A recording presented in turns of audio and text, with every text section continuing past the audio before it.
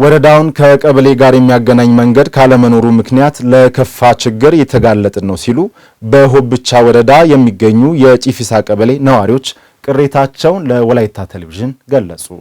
ቢሳሬ ወንዝ ላይ መሻገሪያ ድልድይ ይሰራላቸዋል የተባለ ወደ ስራ ባለመገባቱ ወላድ እናቶችን ለሕክምና ወደ ጤና ተቋማት መውሰድ አለመቻላቸውንም ተናግረዋል። የወላይታ ዞን ትራንስፖርትና መንገድ ልማት መምሪያ በበኩሉ የአካባቢው ሕዝብ የሚያነሳው ቅሬታ አግባብ ያለው መሆኑን በማመን ችግሩን ለመፍታት የጥናት ስራዎች አልቆ ወደ ትግበራ ለመግባት የተቻለውን እንደሚሰራ አስታውቋል። ሰይፉ ሳሙኤል ላዘጋጀው ጥንቅር እድገት እስራኤል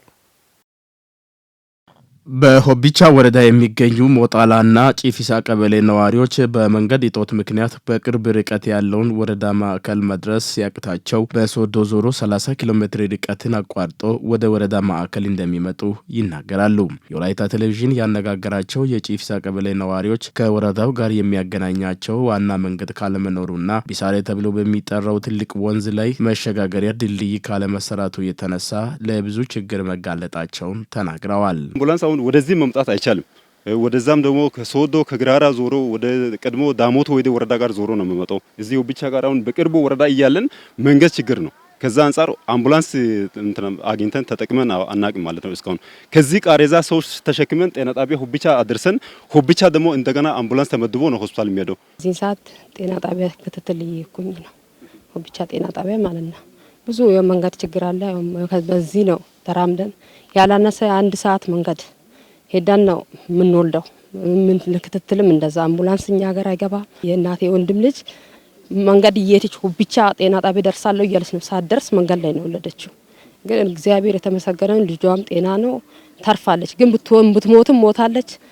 ልጇ ቢጎዳም ተጎድቷል። ግን እግዚአብሔር አትርፏት ተርፋለች። ለምሳሌ ወው ከዳሞት ተራራ ተፈልቆ ነው የሚመጣው። ግን ገበያ እኛ ዝናብ የለም ብለን ስንመጣ ያው ሙላት ሞላ። እዚህ ብዙ ሰዎች እናቶች፣ አባቶች፣ ህፃናቶች እዚህ ውሃ ድቅ ያደሩ ነበር። ለዛው መፍትሄ ውሃ ችግር ውሃ ሙላትም ችግር አለ። ይህን የመንገድ ችግር ለሚመለከታቸው አካላት በየወቅቱ አመልክተን ቢሆንም ይሰራላቸው ከማለት ውጪ ምንም ምላሽ አላገኘንም ብለዋል። አሁን ላይ ወረዳውም የዞኑ አስተዳደርና የክልል መንግስት ችግራችንን ሰምቶ ምላሽ እንዲሰጥ በማለት ጠይቀዋል። መንገዱ በቃ የለም በአራቱም አቅጣጫ ማለት ነው። በዚህ ሁኔታ ሰው በጣም እየተቸገረ ነው ያለው።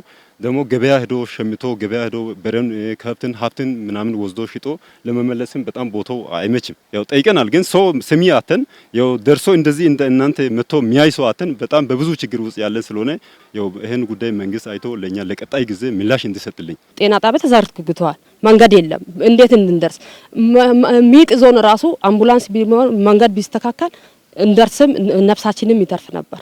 አሁን የኛ ለወደፊትም በእግዚአብሔር ላይ ጥለን ነው እንጂ የምንኖረው የኛ ህይወት አስጊ ነው። ለዛ መንግስት ይሄንን የኛን ችግር ተረድቶ መንገድ ቢያስተካክልልን። እስካሁን በቃሬዛ እየሸከመን ከዚህ ውሃ ሙላት ጋር እስከዚህ ያደረሰን እየተቸገረን ይበልተን ነበር።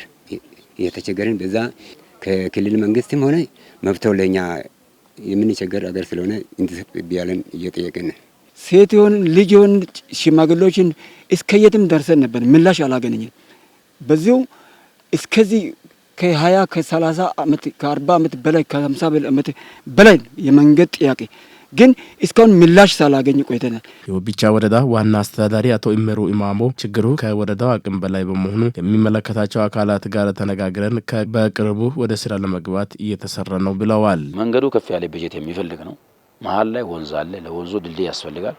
ድልድይ ለመስራት ደግሞ በወረዳ አቅም ስለማይቻል ከፍ ያለ ስለሆነ ከዩኒቨርሲቲው ጋር እኛ ወረዳ ድርሻ ለመሸፈን ዩኒቨርሲቲው እንዲያስተባብር ጥያቄውን በአግባቡ አቅርበን ቢዝነስ ፕላንንም ጥናት ዶክመንትም አዘጋጅተን አቅርበናል። ተቀባይነትም አግኝቷል። የወላይታ ዞን ትራንስፖርትና መንገድ ልማት መምሪያ ኃላፊ ዶክተር ማርቆስ ጩምቡሮ በበኩላቸው የሞጣላና ጪፊሳ ገጠር መንገድ ስራን ጨምሮ ድልድይ ግንባታ ጥናት ከተጀመረ ዓመታትን ማስቆጠሩን ገልጾ በዘንድሮ ወደ ትግበራ ለመግባት መምሪያው እየሰራ መሆኑን ጠቁመዋል።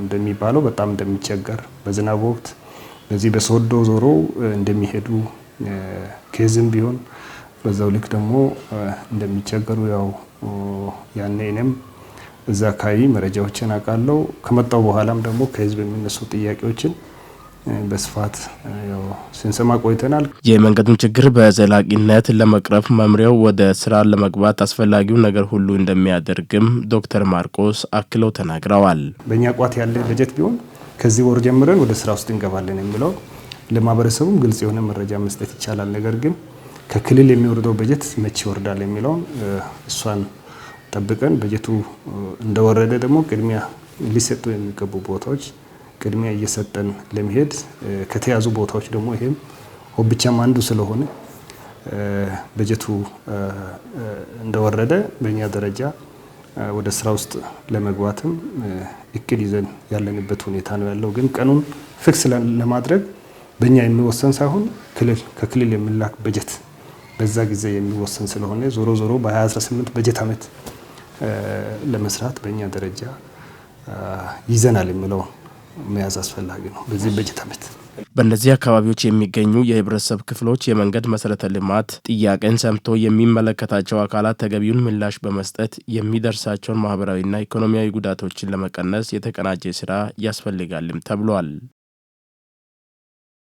መገናኛ ብዙሃን የኢትዮጵያን ብሔራዊ ጥቅም ለማስከበር ብሔራዊ መግባባትን ለመፍጠርና አሰባሳቢ ትርክትን ለመገንባት በጋራ ሊሰሩ እንደሚገባ የህዝብ ተወካዮች ምክር ቤት የመንግስት ዋና ተጠሪ ሚኒስትር ዶክተር ተስፋዬ በልጅጌ ገለጹ። የኢትዮጵያ መገናኛ ብዙሃን ባለስልጣን የኢትዮጵያ ብሔራዊ ጥቅም፣ የህብረ ብሔራዊ አንድነት፣ የወል ትርክትና ብልጽግና ላይ የጋራ አቋም ያላቸው የመገናኛ ብዙሃን ተቋማትና ጋዜጠኞችን ለማፍራት ያለመ ሁለተኛውን ዙር በመገናኛ ብዙሃን ዲሞክራሲ ላይ የሚያተኩር ስልጠና አስጀምሯል። የህዝብ ተወካዮች ምክር ቤት የመንግስት ዋና ተጠሪ ሚኒስትር ዶክተር ተስፋዬ በልጅጌ የመገናኛ ብዙሃን ባለሙያዎች በሀገራዊ እይታ ዙሪያ ከፍ ያለ ግንዛቤ እንዲኖራቸው ስልጠናው ወሳኝ መሆኑን ተናግረዋል። በሀገር ደረጃ በሁሉም መስኮች የተጀመሩ ውጤታማ ስራዎችን ጎልተው እንዲወጡ ብሎም የህዝብን ተጠቃሚነት ይበልጥ እንዲያረጋግጡ ባለሙያዎች በእውቀት ላይ የተመሰረተ ስራ እንዲሰሩም ያስችላል ብለዋል። የተጀመረው የዲሞክራሲያዊ ባህል ግንባታ እውን እንዲሆንና ልምምዱንም ህዝቡ እንዲረዳ ከማድረግ አኳያ የልህቀት ማዕከሉ አበርክቶ ታላቅ መሆኑን ጠቁመዋል። እንዲህ አይነት ስልጠናዎች አገራዊ እይታዎችን ከፍ ያደርጋሉ። እንደ ሀገር የጀመርናቸውን ስራዎች በጋራ ማሳካት እንድንችል የሚያቀራርቡንና የሚያግባቡን መድረኮች ሆነው ነው የሚያገለግሉት። የሀገር ግንባታ እንግዲህ እያንዳንዱ አካል በመሳተፍ ሁሉም የድርሻውን በመጫወት ነው የሀገር ግንባታ ሊሳካ የሚችለውና ከዚህ አኳያ በጣም በመልካም ጎኑ ነው ያየሁት። አገር ለመቀየር ያገለግላል ብዬ አምናለሁ። ህብረተሰቡ ኢንፎርምድ እንዲሆን፣ የነቃ እንዲሆን፣ የዲሞክራሲ ካልቸር ናቸው የሚባሉትን፣ የዲሞክራሲ ባህል ናቸው የሚባሉትን፣ የዲሞክራሲ ልምምድ ናቸው የሚባሉትን ህዝቡ እንዲያውቅ ማድረግ ያግዛል ማለት ነው። በዛውም ኢትዮጵያን ይገነባታል ማለት ነው። መገናኛ ብዙሃን የኢትዮጵያን ብሔራዊ ጥቅም ለማስከበርና ብሔራዊ መግባባት ለመፍጠር አንዳችም ልዩነት ሊኖራቸው እንደማይገባ ተናግረዋል። መገናኛ ብዙሃን ሀገርን ማሻገርና የህዝቡን ተጠቃሚነት ማረጋገጥ በሚያስችሉ ሀገራዊ ጉዳዮች ዙሪያ በጋራ መስራት እንዳለባቸው ገልጸዋል። ለአብነትም የኢትዮጵያ ብሔራዊ ጥቅምን በማስጠበቅ ዙሪያ ሁሉም የመገናኛ ብዙሃን በጋራ መስራት እንዳለባቸውም ጠቁመው የኢትዮጵያ የባህር በር ባለቤትነት ጥያቄ ዙሪያ ተመሳሳይ አቋም መገንባት መጀመሩን ጠቅሰዋል። መገናኛ ብዙሃን ህብረ ብሔራዊ አንድነትን የሚያጠናክሩ አሳሳቢ ትርክት ዙሪያ በጋራ መስራት እንዳለባቸው ጠቁመው በዲሞክራሲ ባህል እና በተቋም ግንባታ ዙሪያም በጋራ መስራት አለባቸው ብለዋል። በሌላ መልኩም የሰላም ባህል ግንባታና የኢኮኖሚ ሉዓላዊነት ለማረጋገጥ መገናኛ ብዙሃን በጋራ መስራት እንዳለባቸው ጠቁመዋል። ሚዲያዎች በሙሉ ቢያንስ 5 ጉዳዮች ማዕከል አድርገን ብንሰራ ኢትዮጵያን እናሻግራታለን የሚል እምነት አለኝ። የመጀመሪያው ኢትዮጵያ ውስጥ የሚንቀሳቀሱ ሚዲያዎች የኢትዮጵያ ብሔራዊ ጥቅምን ኮምፕሮማይዝ ማድረግ የለባቸው። ሁለተኛው ህብረ ብሔራዊ አንድነታችንና አሰባሳቢ ትርክትን የሚያጠናክሩ ጉዳዮች ላይ ሚዲያዎች የማንም ሚዲያ ይሁኑ በጋራ መስራት አለብን ብዬ አምናለሁ። በሶስተኛ ደረጃ የዲሞክራሲ ባህል እና የተቋም ግንባታ ላይ በጋራ መስራት አለብን። አራተኛው አዎንታዊ የሰላም ባህል ግንባታ ነው። አምስተኛው የኢኮኖሚ ሉዓላዊነት ነው። ሁሉም ሚዲያዎች በጋራ መስራት አለባቸው። የኢትዮጵያ መገናኛ ብዙሃን ባለስልጣን ዋና ዳይሬክተር ዶክተር ሳምሶን መኮንን በበኩላቸው የልህቀት ማዕከሉ ብሔራዊ ጥቅምን ማዕከል ያደረገ ጋዜጠኝነትን የተካነ የመገናኛ ብዙሃን ባለሙያ ለማፍራት ያግዛል ብለዋል። የኢትዮጵያ ሚዲያ ልህቀት ማዕከል ሲያቋቁም ዋናው ዓላማው ጋዜጠኝነት በኢትዮጵያ ውስጥ ልቆ እንዲወጣ ፕሮፌሽናል ስታንዳርዱን የጠበቀ በተለይ ደግሞ የኢትዮጵያን ብሔራዊ ጥቅም ማዕከል ያደረገ የጋዜጠኝነት ፕራክቲስ ሀገራችን ውስጥ እንዲኖር ግብ አድርጎ እየሰራ ያለ ተቋም ነው ማለት ነው።